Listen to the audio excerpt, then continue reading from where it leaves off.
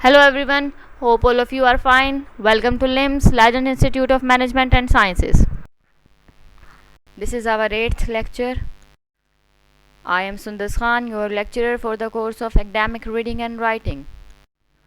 In this lecture we will discuss different types of sentences. हमने already पढ़ लिया कि सेंटेंस क्या है, सेंटेंस की डेफिनेशन क्या है, पार्ट्स ऑफ सेंटेंस कौन कौन से होते हैं, और इसके अलावा अगर हम देखें तो कौन कौन सी चीज़ें जो हैं वो ज़रूरी हैं एक सेंटेंस के लिए, एक कंप्लीट मीनिंग देने के लिए कौन कौन सी चीज़ें जो होती हैं वो ज़रूरी होती हैं या हमें किस तरह से सेंटेंस बनाना है। अब जो हमारा फोकस है वो हमारा फोकस है types of sentences according to the use. Means कि हम डिफरेंट तरीक़ों से जब सेंटेंस को यूज़ करते हैं तो उनकी कितनी टाइप्स बनती हैं। तो फर्स्ट जो है वो है हमारी डेक्लरेटिव सेंटेंसेस। डेक्लरेटिव सेंटेंसेस में हम लोगों ने आज क्या पढ़ना है, हम लोग आज मैं आपको ये बताऊंगी कि कौन कौन सी चीज़ें आप यूज़ करेंगे तो आपका सेंटेंस डेक्लरेटिव सेंटेंस बनता है, या अगर किसी सेंटेंस में कौन कौन सी बातें मौजूद होंगी तो आप कह सकते हैं कि ये सेंटेंस जो है ये डेक्लरेटिव सेंटेंस है।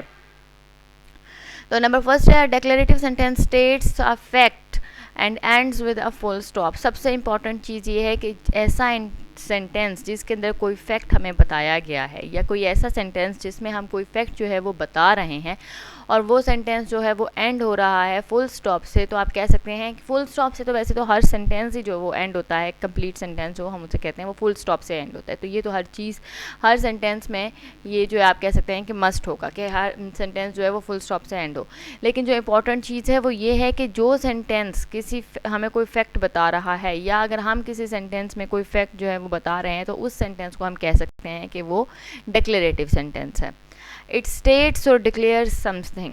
इसके नाम से ही आप जो है वो ले सकते हैं, गैस कर सकते हैं कि ये यहाँ हमें कोई चीज़ डिक्लेयर कर रहा है या कोई चीज़ बयान कर रहा है। मीन्स कि इट स्टेट्स और डिक्लेयर्स समथिंग, कोई चीज़ हमें कोई फैक्ट जो है या कोई बात हमें डिक्लेयर कर रहा है, कोई चीज़ स्टेट कर रहा है, या आप कह सकते हैं कि कोई चीज़ डिक्लेयर कर रहा है।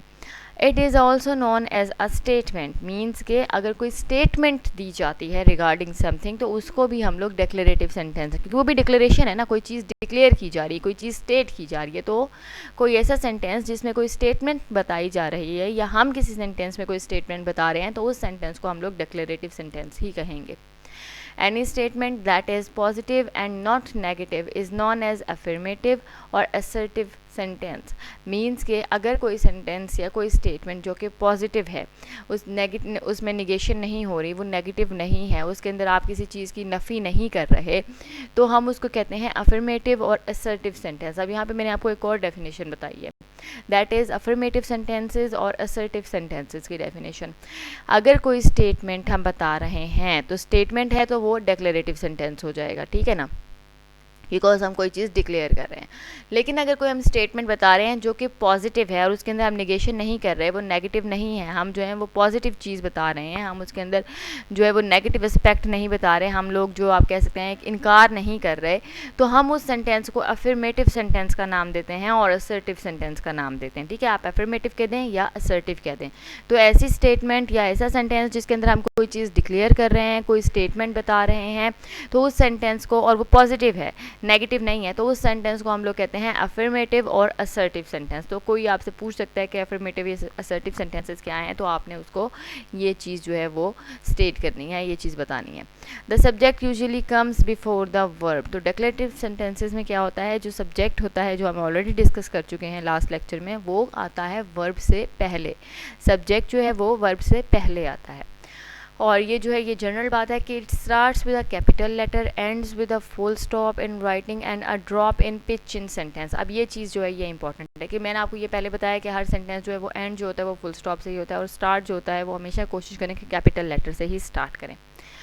जो इम्पॉर्टेंट चीज़ इस सेंटेंस में है वो ये है कि जब हम राइट कर रहे होते हैं डेक्लरेटिव सेंटेंस, या अगर हम उसको रीड करके किसी को बताते हैं, या वो स्टेटमेंट हम लोग जो है वो लाउडली किसी को बताते हैं, मींस कि अपनी टंग को यूज़ करते हैं हम बोलने के लिए, लैंग्वेज में यूज़ करते हैं, तो drop in pitch in speech, तो हमारी जो स्पीच है वो थोड़ी सी ड्रॉप हो जाएगी। मीन्स कि पिच जो है हमारी स्पीच की, मीन्स कि जो हमारी आप कह सकते हैं एक फ्रीक्वेंसी, एक वे ऑफ स्पीकिंग जो होता है, जब हम कोई चीज़ बता रहे होते हैं तो वो जो है वो थोड़ा सा नीचे आ जाएगा। मीन्स आप कह सकते हैं कि पहले हमारी जो पिच थी वो थोड़ी सी ऊंची थी, थोड़ी सी लाउड थी, लेकिन eight the end of the sentence वो थोड़ी सी जो है वो लो हो जाती है, वो थोड़ी सी जो है आप कह सकते हैं स्लो हो जाती है। हमारी जो आवाज़ जो है, हमारा जो फ्रीक्वेंसी होती है वो थोड़ी सी कम हो जाती है हमारी at the end of the sentence, declarative sentences. ठीक है, for example the sun rises in the east, ये वही एग्जाम्पल है कि पिच जो है वो मेरी थोड़ी सी ड्रॉप हो गई है। देखें जी, the sun rises in the east, ठीक, बिल्कुल मैंने आपको पहले कहा था कि थोड़ी सी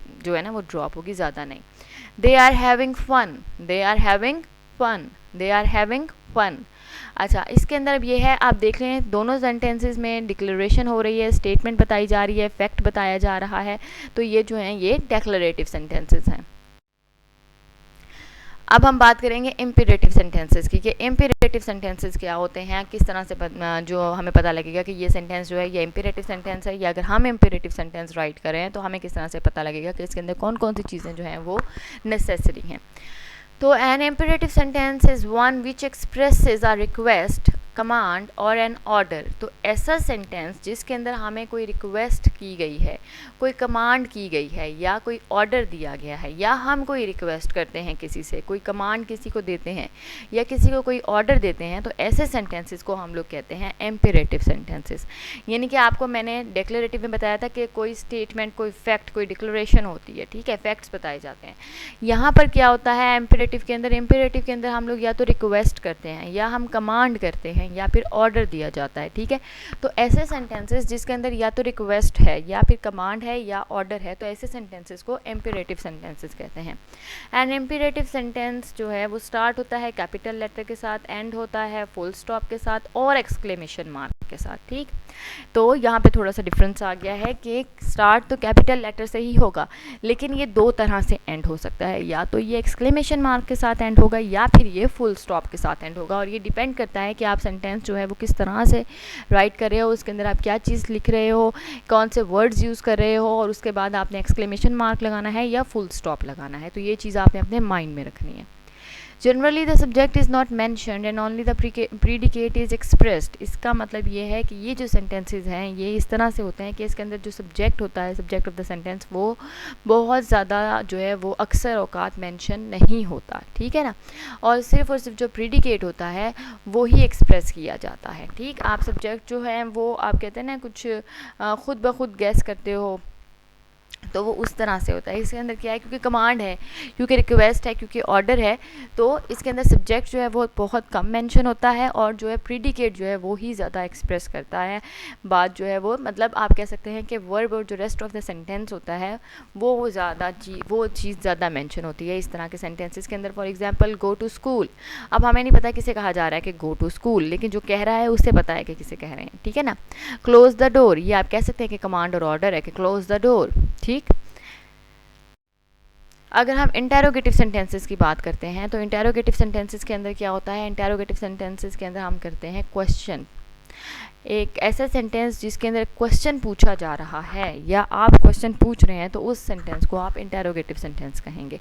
और ये किसके साथ एंड होता है, ये होता है क्वेश्चन मार्क के साथ एंड। इम्पेरेटिव सेंटेंस जो है वो फुल स्टॉप के साथ और एक्सक्लेमेशन मार्क के साथ एंड होता है, जबकि इंटेरोगेटिव सेंटेंस जो है ये क्वेश्चन मार्क के साथ एंड होता है। तो ये चीज़ भी आपने माइंड में रखनी है।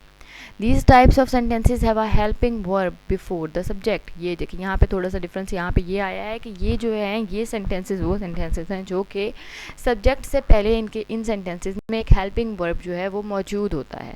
मीन्स के आप भी जब सेंटेंस लिखेंगे तो आप भी एक हेल्पिंग वर्ब जो है वो ऐड करेंगे before the subject.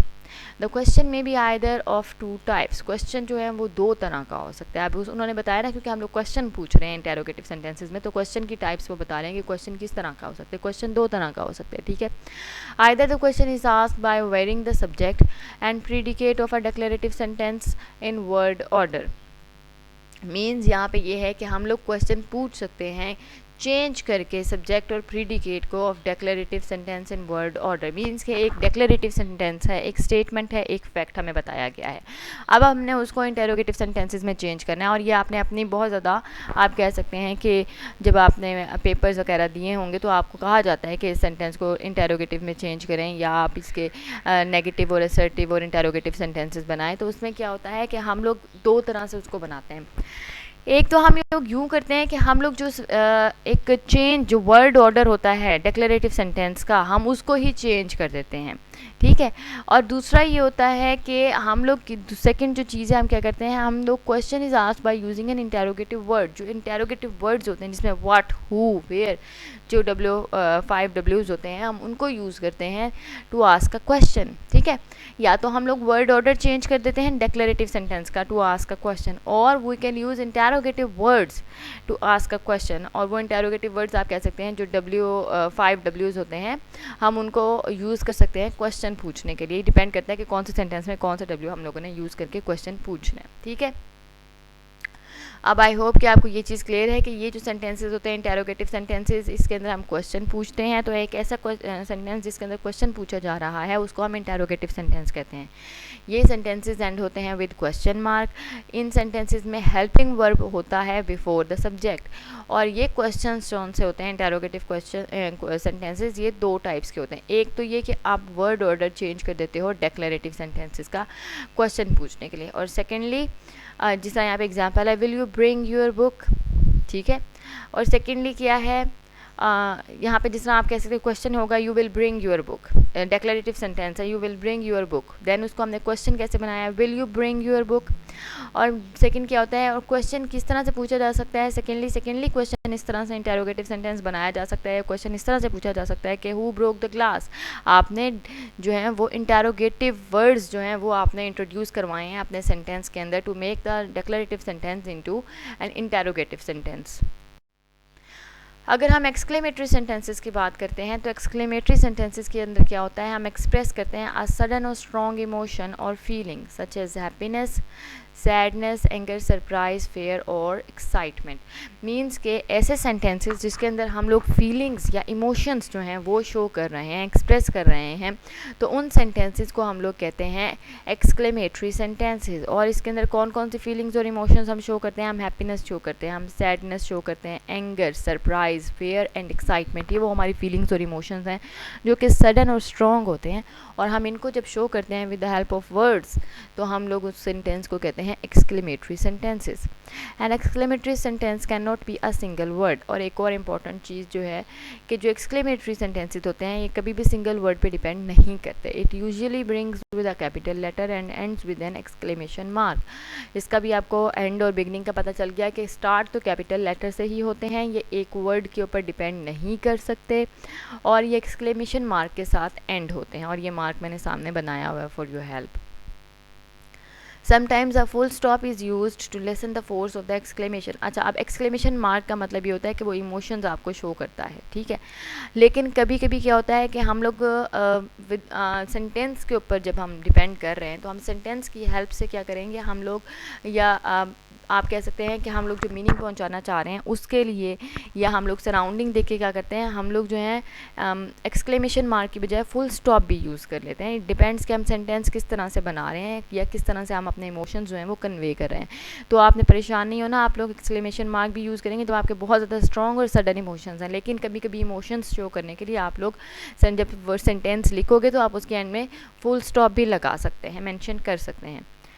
Wow, awesome, loss, oh, hurray, ये तमाम जो वर्ड्स हैं ये हैं एक्सक्लेमेटरी वर्ड्स आप कह सकते हैं, या ये वो वर्ड्स हैं जिनको हम लोग यूज़ करते हैं to show our strong emotions, ठीक है ना। तो ये वर्ड्स आपने अपने माइंड में रखने हैं। अच्छा, ऑप्टेटिव सेंटेंसेस हैं। ऑप्टेटिव सेंटेंस क्या होते हैं, ऑप्टेटिव सेंटेंस से हम क्या शो करते हैं, हम एक्सप्रेस करते हैं कोई भी विश या हम कोई प्रेस करते हैं। तो जिस सेंटेंसेस के अंदर हम विश कर रहे हैं किसी चीज़ की, या कोई विश कर रहा है या कोई प्रे कर रहा है किसी भी चीज़ के लिए, कोई चीज़ के लिए, किसी भी काम के लिए दुआ मांगी जा रही है, तो उन सेंटेंसेस को हम लोग ऑप्टेटिव सेंटेंसेस कहते हैं।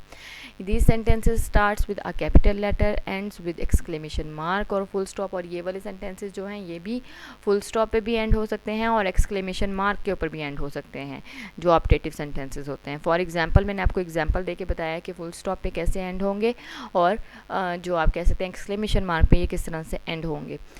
May God bless you, May God bless you, ठीक है। ये हमने एंड किया एक्सक्लेमेशन मार्क के ऊपर। ये हम लोगों ने किया है, ये हम लोग आप कह सकते हैं कि हम लोगों ने विश की है, ठीक है ना, मे गॉड ब्लेस यू, ठीक। और मे your wishes all come true, या आप कह सकते हैं या आपने एक्सप्रेस प्रे की है, या आप मतलब ये तो आप किसी को विश करें ना कि मे गॉड ब्लेस यू, और ये है मे your wishes all come true, ये आप किसी के लिए प्रे कर रहे हैं, आप एक्सप्रेस कर रहे हैं किसी के लिए विश कर रहे हैं, किसी के लिए प्रे कर रहे हैं, आप उसे बता रहे हैं कि आप उसके लिए क्या चाह रहे हैं. I hope each and everything is clear. If you have any questions, you can ask me. Thank you.